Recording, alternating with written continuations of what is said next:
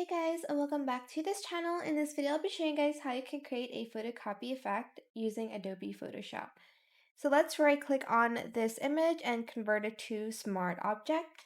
Then we are going to go to Filter, Blur, and then Motion Blur, and we're going to use these settings here, 500 for the distance and 0 on the angle.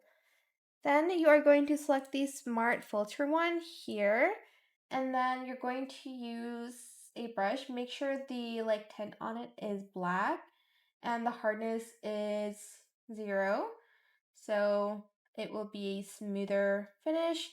And you're just going to unblur the part of the face you don't want blurred, I guess. So here I'm just going to adjust it like so.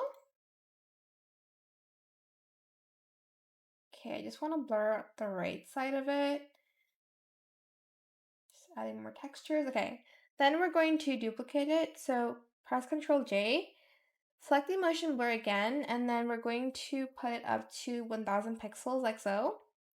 Next, we are going to select both and we're going to convert to Smart Object.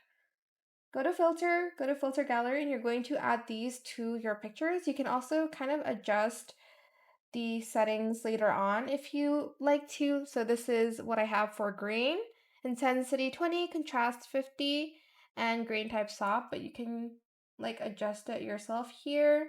I'm going to make it a little bit darker because the picture is quite bright. Then go to Halftone Pattern, Size 2, Contrast 8, and make sure the pattern type is the line. And then we're going to add graphic pen, stroke length 2, light and dark balance 70, and stroke direction horizontal. But here you can, I guess, adjust it. Press OK. And then you're going to want to add the black and white filter to it. And then I think I'm just going to press Ctrl L for the levels to just darken it up a little bit more. Like so. And then press OK. And you're done. You can adjust it even more if you'd like to, but that is it for this video. I hope it was helpful for you guys. Don't forget to like, comment, share, and also subscribe to this channel if you haven't done that already. If you have any more questions about this video, just leave it in the comment section down below.